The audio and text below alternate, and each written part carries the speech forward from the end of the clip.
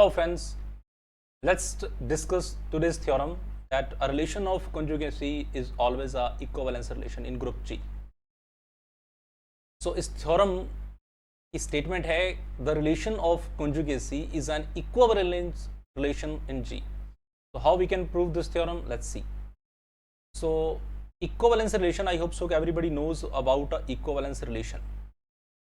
Equivalence relation बच्चों वो होता है कि जो एक रिफ्लेक्सिव रिलेशन होता है, symmetric as well as transitive. तो ऐसे रिलेशन को हम इक्विवेलेंस रिलेशन बोलते हैं। तो हमारे पास जो रिलेशन है वो है हमारे पास कॉन्जुगेसी का रिलेशन। तो उसके लिए मुझे तीन चीज़ों को प्रूव करना होगा और पहली चीज़ जो होगी वो होगा मेरे पास इस रिलेशन को रिफ्लेक्सिव प्रूव करना। तो here I am just proving this relation is reflexive.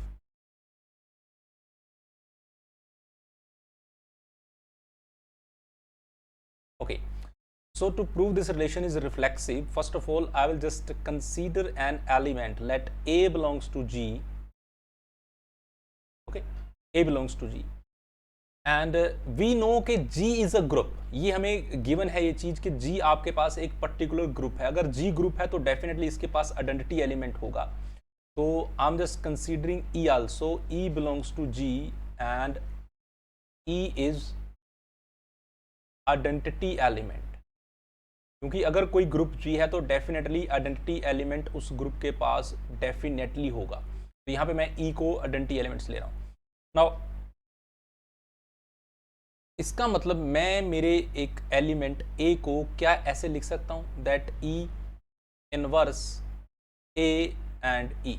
I don't think so there is any problem. Okay, तो कोई भी आइडेंटिटी एलिमेंट्स को आप किसी से मल्टीप्लाई करोगे वापस वही एलिमेंट आता है। तो ई इनवर्स ए भी ए देगा और ए ई भी ए देगा, तो तीनों मिला के वापस ए ही देने वाले हैं। बट ये जो रिलेशन है ये एक अच्छा खासा एक कॉन्ग्रुएंसी को कोरिलेशन ही साबित हो रहा है और इससे मुझे ये क्लियर हो रहा है कि आपका जो ए एलिमेंट है ये कॉन्ग्रुएंट है, ये कॉन्ग्रुएंसी का साइन है आपके पास और ए इज कॉन्ग्रुएंट टू ए, यानी कि ये रिलेशन आपका डेफिनेटली कैसा है, एक रिफ्लेक्सिव रिलेशन है। Am I right here? Okay, and the second is what? Second is a symmetric relation. It must be symmetric.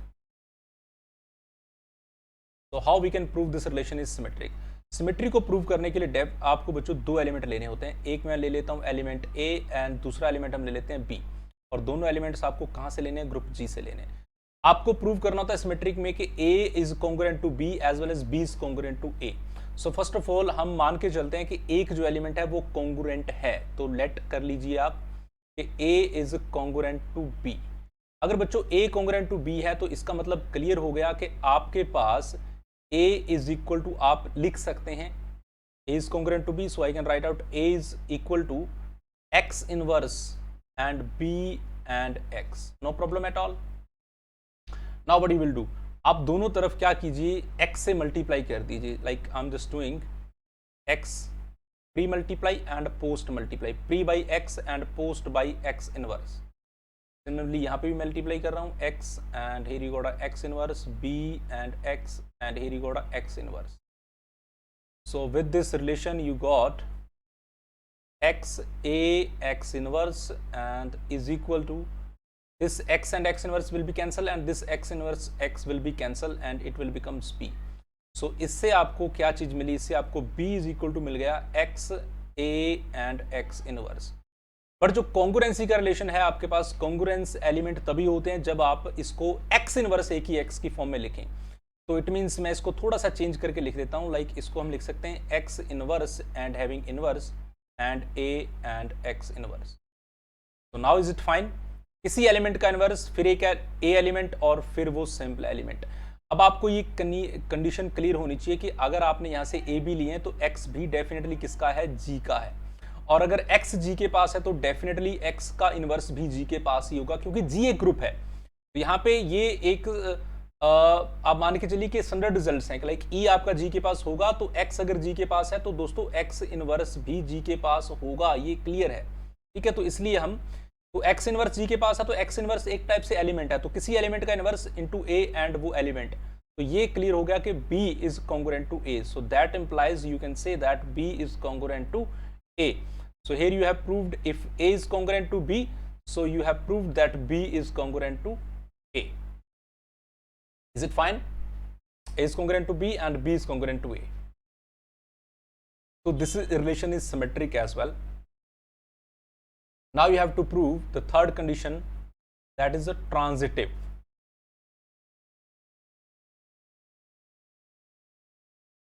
This relation is transitive must. So you will consider first of all that A is congruent to B and B is congruent to C. You have to prove A is congruent to C. This is transitive relation. A का रिश्ता B के साथ, B का C के साथ, तो A का C के साथ होना चाहिए. ये सिखाया गया था मैं +1 क्लास में रिलेशन जब हमने पढ़े थे. तो अगर A is congruent to B है तो इसका मतलब A इज इक्वल टू आप लिख सकते हैं X inverse and B of X. And अगर B कॉन्ग्रुएंट टू C है so you can write out B is equal to X inverse, sorry X नहीं, यहाँ पे कुछ और एलिमेंट लेना पड़ेगा, Y inverse and C and X. Okay, and यहाँ पे आप लिख सकते हो for any X belongs to G, and here you will write out for any, not all, for all नहीं लिख सकते आप, for all, any X belongs to G and for any Y belongs to G. Okay, so this is your equation number 1 as well as this is your equation number 2. So I'm using from equation number 1 as well as equation number 2. You can see हम B की value को यहाँ replace कर देते हैं. A is equal to X inverse BX है तो B को यहाँ रिप्लेस कर दीजिए. यहाँ आपको मिलेगा A is equal to X inverse and B की जो वैल्यू है वो है आपके पास Y inverse C as well as Y and यहाँ पे आपके पास है X. तो रिलेशन कुछ ऐसा बन गया, X inverse Y inverse C and Y and X. So inverse law के अकॉर्डिंग मैं इसको YX का इनवर्स भी लिख सकता हूँ, YX and having inverse C and YX. तो नाउ यू कैन सी किसी एलिमेंट का इनवर्स और वही एलिमेंट यहाँ पे है, बीच में C है और यहाँ पे A है, और ये रिप्रेजेंट कर रहा है कि आपका A जो है वो कॉन्ग्रुएंट है किसके, C के, and hence proved. Okay, so this was a very beautiful and very easy theorem of abstract algebra. So first thing हमने सीखा कि कॉन्ग्रुएंस रिलेशन क्या होता है, और सेकंड हमने थ्योरम पढ़ी है कि a relation of congruency is an equivalence relation in G. तो इक्विवेलेंस रिलेशन प्रूव करने के लिए आपको रिलेशन को reflexive, symmetric and transitive prove करना था. तो that is quite easy and I hope so कि आपको बिल्कुल समझ में आया होगा. सो नेक्स्ट इसके बाद हम बात करेंगे दोस्तों कॉन्जुगेट क्लास की और सब नॉर्मल सीरीज की. So let's see in the next lecture. Thank you.